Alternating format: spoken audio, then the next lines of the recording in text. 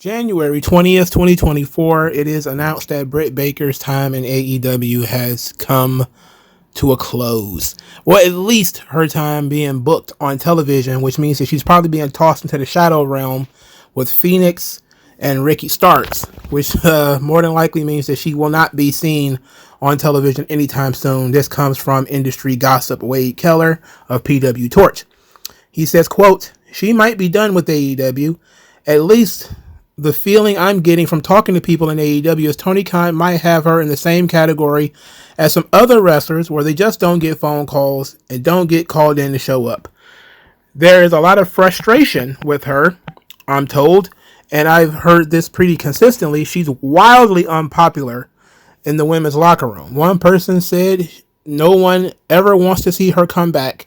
Speaking of the women's locker room, now that's a broad statement. I could imagine somebody on social media going, I am a women's wrestler in AEW and I want her back. Okay, fair enough. But I'm just telling you, somebody's perception is nobody wants her back. That's how bad it is. Someone is willing to tell me that. There was an incident between her and MJF, and I'm told that factors into her being off television. But there are other issues with her that have come up. She has become increasingly difficult to work with in a general sense. She has always had a reputation for being difficult to work with. There was a specific situation recently, not counting the MJF situation, where people just threw their hands up. It wasn't like a huge deal, but it was enough to sort of be the straw that broke the camel's back in terms of feeling like, you know what, we've got a strong women's division now compared to when she was on top, and we don't need to deal with her if she's going to be this difficult to work with. So that's where they are with her. I am told that the Adam Cole situation is not stopping her. There should be no heat on Adam Cole. He has nothing to do with her not being on TV. Obviously, she had some other standout moments in AEW and became a star and was seen as a centerpiece act.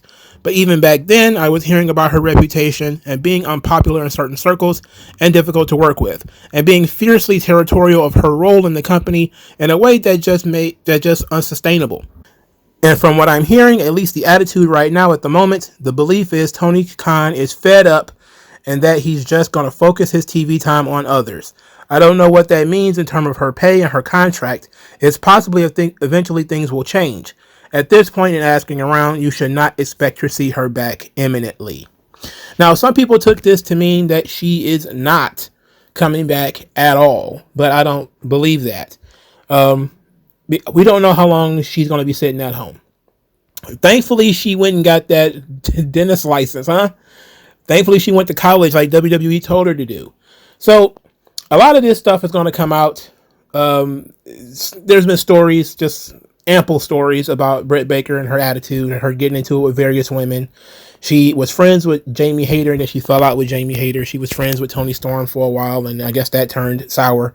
She was friends with Thunder Rosa initially, and then, of course, that turned sour.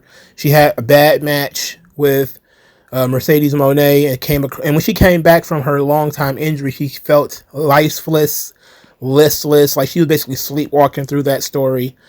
She had stopped evolving. I think she had hit a ceiling, and she wasn't really to do anything else.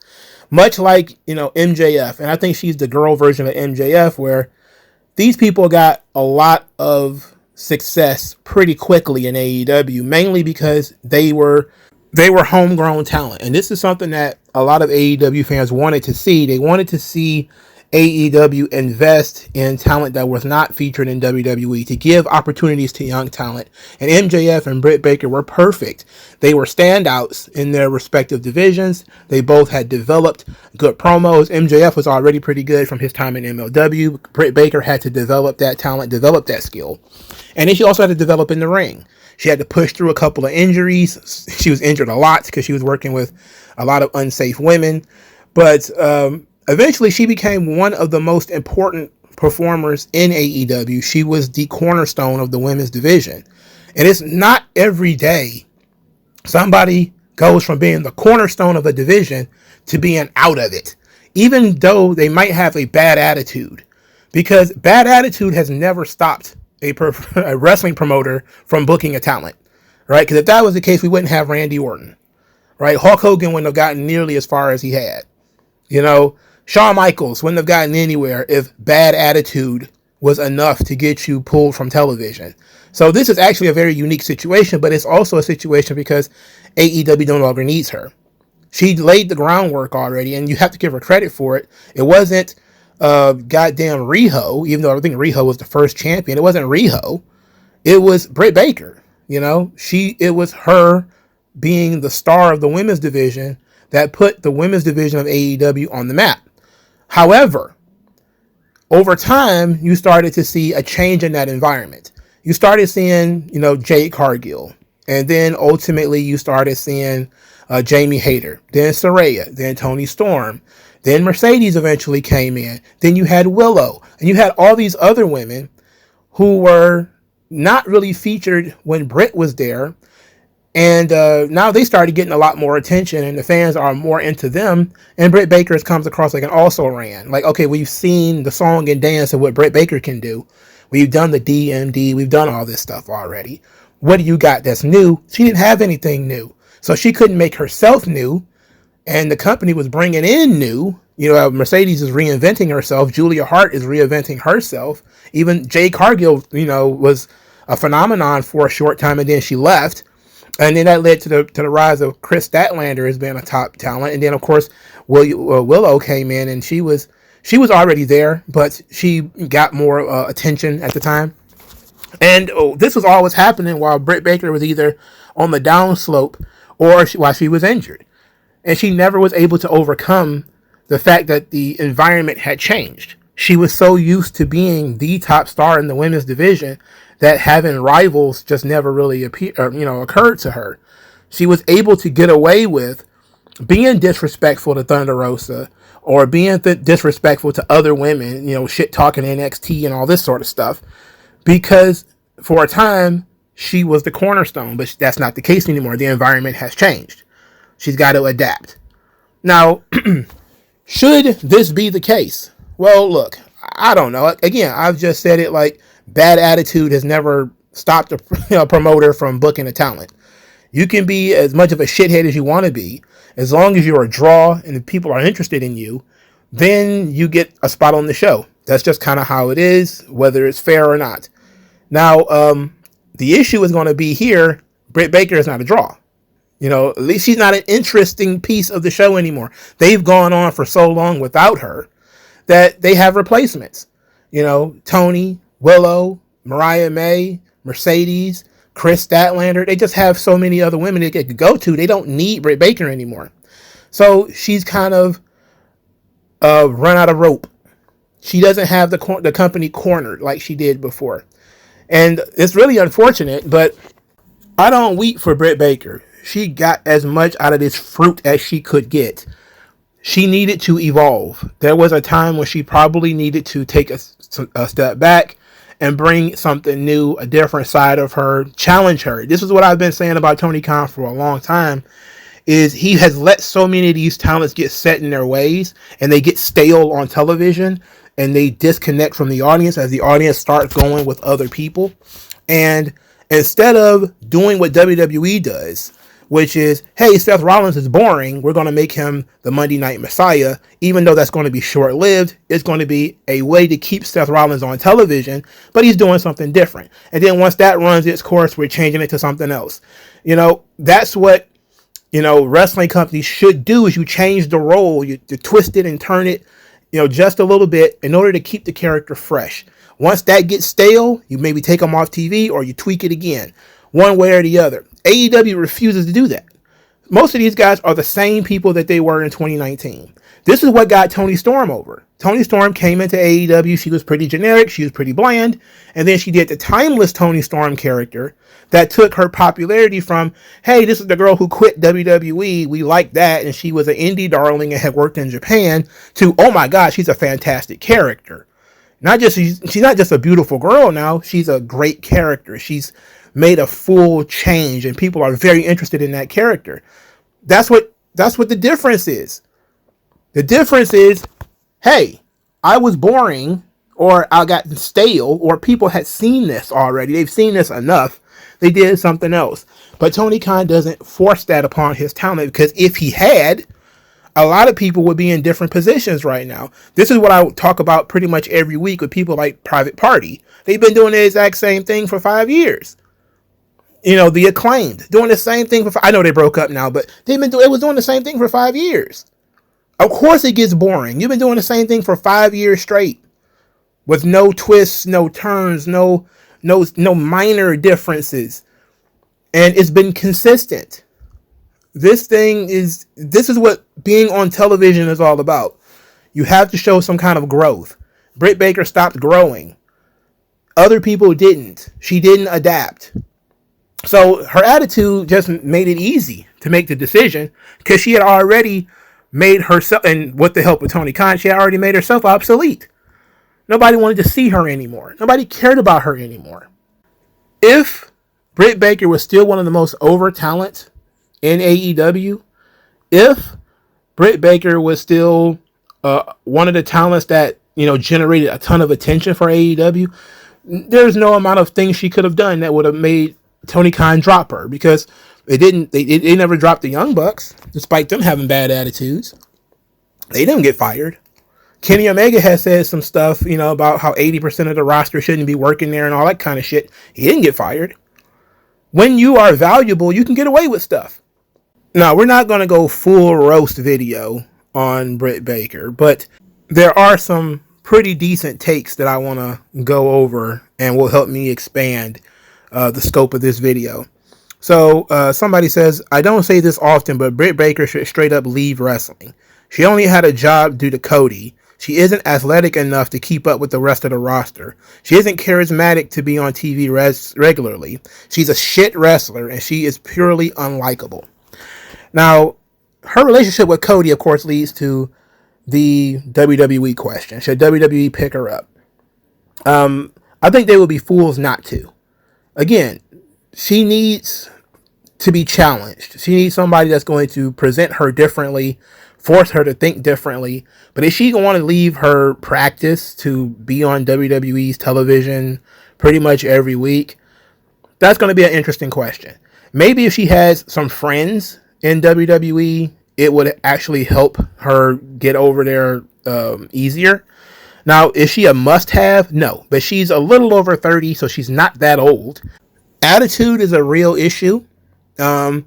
Because WWE is a different place, the locker room is a little bit different. Attitude is going to be very important. She's likely not going to be a top girl in WWE. She can be one of the top girls, but is she going to be the centerpiece? No. She's more than likely going to be some kind of top-level heel in the company, but she's mostly going to be doing jobs to like Bianca and Rhea Ripley and all those kinds of characters. She can be a higher-level performer than Dakota Kai and, Zoe Stark. So the idea that she doesn't have as much charisma, like, is she as charismatic as Toni Storm? No. Is she as charismatic as Mercedes Moné? No. Is she as charismatic as Willow? No. Is she as charismatic than Mariah May? She's more charismatic than Mariah May. Mariah May is beautiful, but she really doesn't have much of a personality. Harley Cameron has tons of charisma. She has no in-ring skill. Now, in terms of actual wrestling, which is the part that WWE fans care the least about, then you could probably say, she's not good enough. At the same time, though, she might need to be retrained. WWE is willing to put all kinds of effort and time into Jade Cargill. Maybe they'll do the same thing for Britt Baker. Is it worth it? I don't know. Is she going to draw you a ton of money? No. Do you have a bunch of women in NXT that you probably could invest in rather than Britt Baker? Yes. So I'm for it in terms of just taking that piece off the table and maybe giving some other women who are in NXT some more time in NXT. And you can give Britt Baker 3 or 4 years. And by that point in time, she'll be almost 40 and she could just go retire and go away. But is she a must-have? No. Is she a big coup for WWE? No. If she were to come in. But we're also talking about something that might be, who knows, a year or two off, because we have no idea how much longer she's got on her contract. Here's another one that says, Britt Baker is the worst and single most overpushed person in AEW. Nobody has had more shots and failed harder than her. Not mid-card Adam Page, not Scorpio Sky, not even the Bucks. WWE needs to stay away from that one. She's not more overpushed than Jon Moxley. I hate to break it to you, but Jon Moxley is one of the most overpushed guys in AEW. He's probably the most overpushed guy in AEW. And you could also say MJF is one of the most overpushed guys in AEW. And neither one of them are really making a ton of bucks for AEW right now. Britt Baker wrestled the consensus #1 female wrestler in the world and still managed to stink the place up. She's mediocre, and if WWE pushed her to spite AEW, then they'd just be hurting their own product. For that reason, Tony should let her go. Let them screw themselves. Now, he means Mercedes Moné when he says the consensus #1 female wrestler in the world, because if you asked people, they would probably say Rhea Ripley was the #1 female wrestler in the world. Look, here's the thing. Sometimes people don't have chemistry. Sometimes people are not as invested in the matches as they should. I think that Britt Baker was not invested at all in the Mercedes Moné match. She just didn't care. And that's reason enough to not bring her in, because if she's got that sort of shitty attitude where she's not going to put forth 100% effort all the time, then why pay her top money to come in and do anything if she's not going to put forth the effort? But I'm not going to say that this is all Britt Baker's fault. Mercedes had a couple of bad matches with people.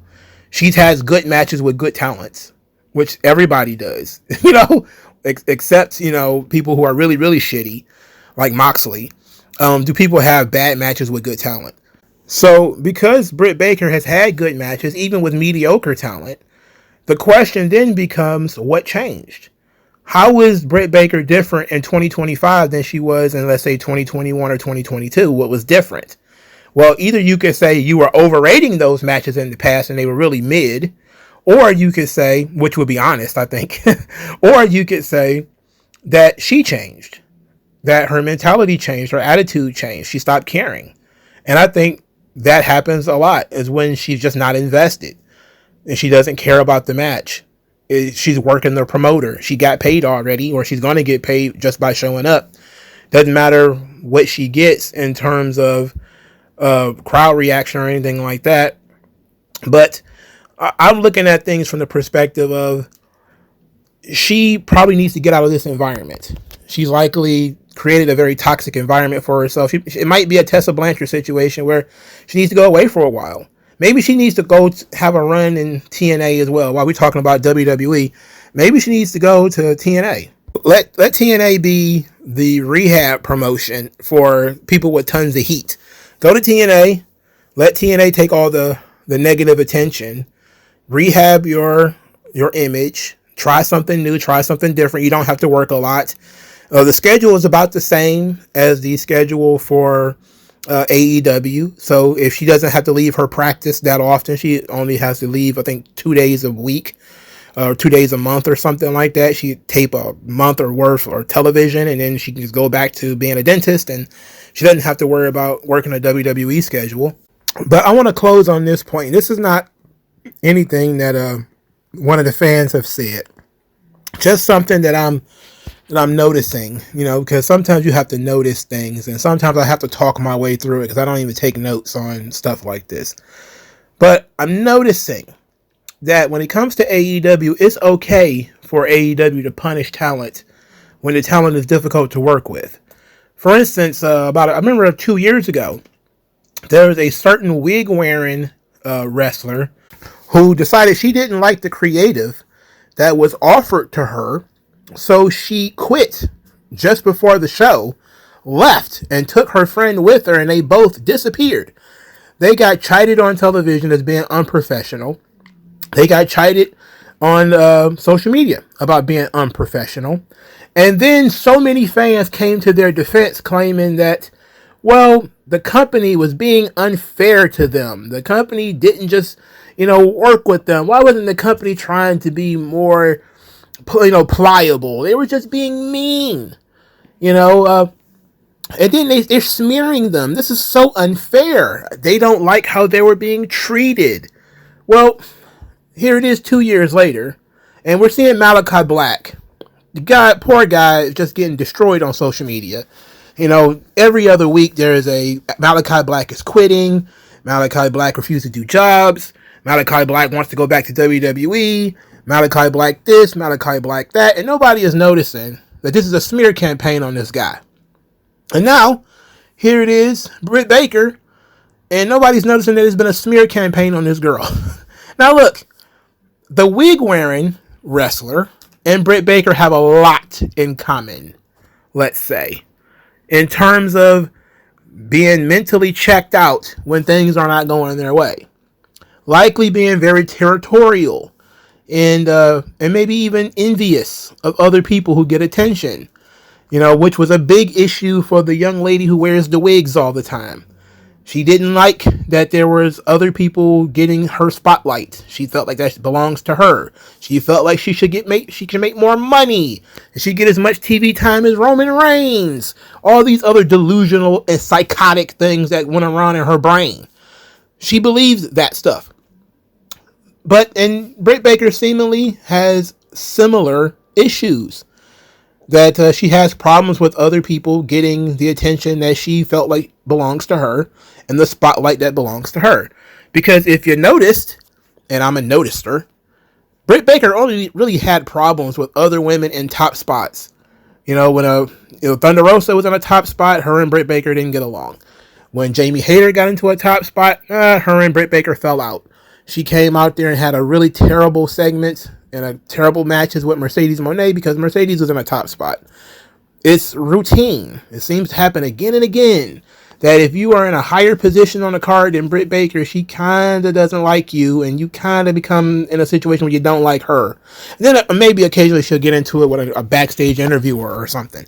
But for the most part, she has a lot of the same tendencies that a certain wig-wearing CEO has when she was in WWE. Except people are now more open to believing that Britt Baker is just one of the worst people in the history of wrestling. And they think that the wig-wearing wrestler, who is completely and totally delusional, and openly so, and if you follow her shoot interview, she's one of the most delusional people to ever put on a pair of boots.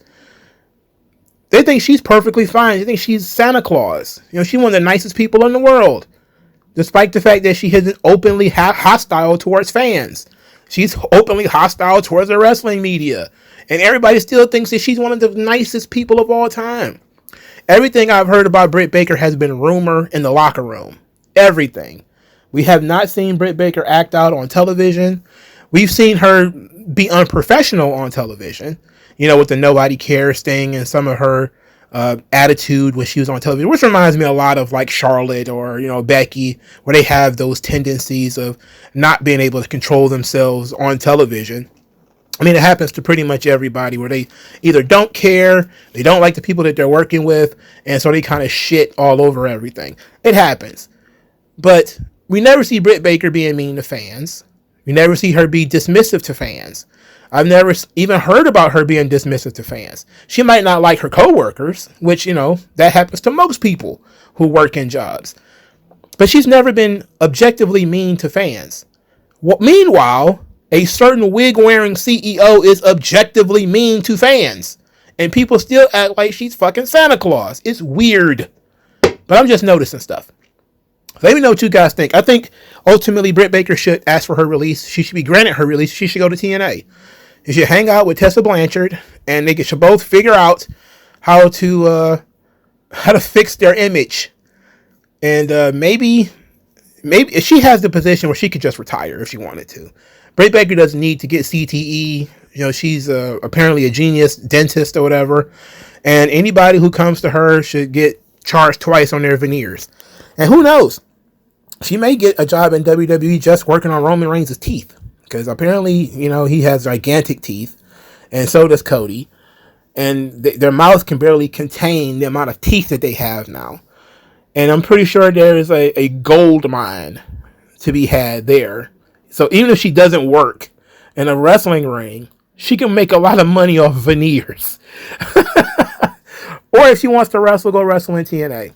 Like, share, subscribe. I'll talk to you guys later. No one does it better.